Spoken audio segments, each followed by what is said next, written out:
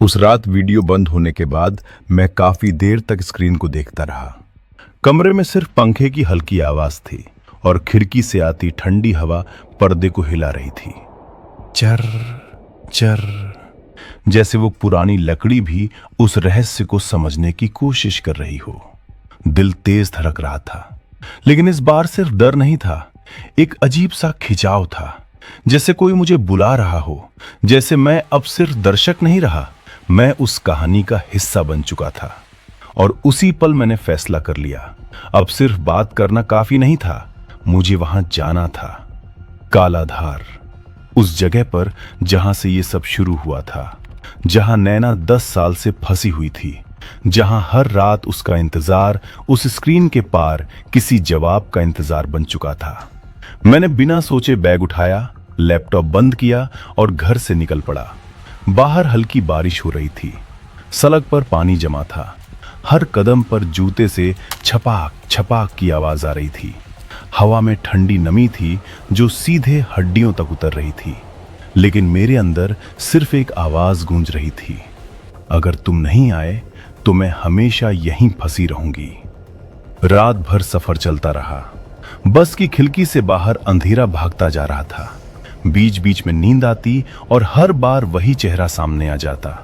नैना, उसकी थकी आंखें, उसका हल्का सा मुस्कुराना, जैसे वो मुझसे कह रही हो, तुम आओगे ना। सुबह होने लगी और रास्ता खत्म हो गया। आगे सिर्फ जंगल था, घना, शांत और अजीब तरह से जिंदा। धुंध पेड़ों के बीच तैर रही थी, जैसे हर पेड़ के पीछे कोई छुपा हो। हवा ठंडी थी, लेकिन उसमें एक अजीब सी गंध थी, गीली मिट्टी, पुराने पत्तों और किसी भूली हुई कहानी की। मैं आगे बढ़ा। पत्तों पर कदम पड़ते ही चर चर की आवाज गूंजती और हर आवाज मुझे और ज्यादा अकेला महसूस कराती।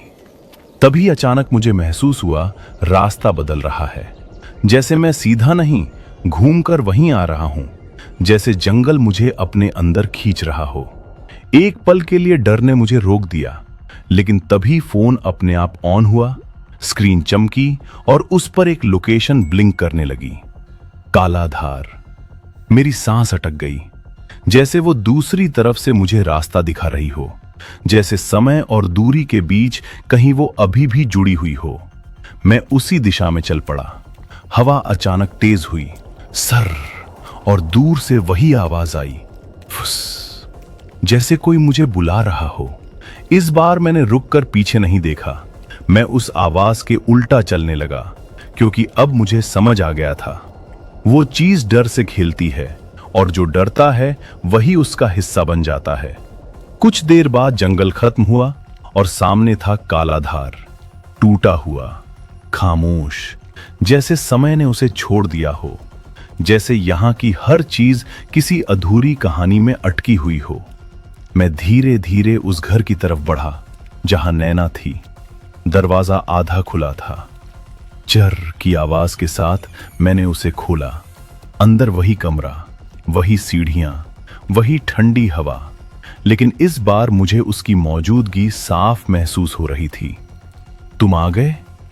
आवाज पीछे से आई। मैं मुड़ा। नैना मेरे सामने खड़ी थी, इस बार स्क्रीन के उस पार नहीं, बल्कि मेरे सामने, असली। उसकी आंखों में राहत थी, लेकिन उस राहत के पीछे सालों का डर छिपा हुआ था। उसने मेरा हाथ पकड़ा। उसकी उंगलियां ठंडी थीं, लेकिन उस पकड़ में भरोसा था, जैसे उसने आखिरकार किसी को पा लिया हो। हमें जल्दी करना होगा, उसने धीरे से कहा और मुझे नीचे उस कमरे में ले गई जहां दीवार पर वो अजीब सा गोल निशान बना था, जैसे कोई घूमती हुई ऊर्जा, जैसे कोई दरार। यही है, उसने फुसफुसा कर कहा, यहीं से सब शुरू हुआ था। मैंने उस निशान को देखा और जैसे ही मैं उसके करीब गया, अचानक दरवाजा जोर से बंद हुआ। ठक ठक ठक। कमरे में अंधेरा गहरा गया, हवा भारी हो गई और इस बार वो चीज सिर्फ महसूस नहीं हो रही थी, वो जैसे हमारे चारों तरफ थी, जैसे कोई बहुत करीब खड़ा हो। मेरी सांसें तेज हो गईं, लेकिन इस बार मैंने खुद को रोका। मैं भागा नहीं, मैंने उस निशान पर हाथ रखा और जैसे ही मेरी उंगलियां उससे टकराईं, अचानक मेरे दिमाग में सब कुछ साफ होने लगा। वो गांव, वो लोग, वो रात। असल में वो कोई राक्षस नहीं था, वो डर था, सालों से जमा हुआ डर, जो इस जगह में कैद हो गया था, और जो भी यहां आता वो उसी डर का हिस्सा बन जाता। मैंने आंखें बंद की और पहली बार भागने के बजाय उस डर को महसूस किया। हर आवाज, हर सन्नाटा, हर वो पल जिससे मैं हमेशा भागता रहा था। और धीरे धीरे वो मौजूदगी कमजोर होने लगी, जैसे अंधेरा रोशनी में घुल रहा हो, जैसे कोई पुराना बोझ टूट रहा हो। अचानक वो निशान चमकने लगा।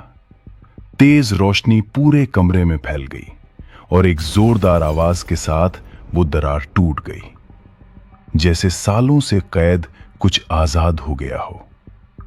हवा हल्की हो गई, सन्नाटा खत्म हो गया, और पहली बार उस जगह में असली शांति थी। मैंने धीरे से आंखें खोली। नैना मेरे सामने थी। उसकी आंखों में आंसू थे, लेकिन इस बार वो डर के नहीं थे, वो आजादी के थे। खत्म हो गया, उसने धीरे से कहा। हम दोनों बाहर आए।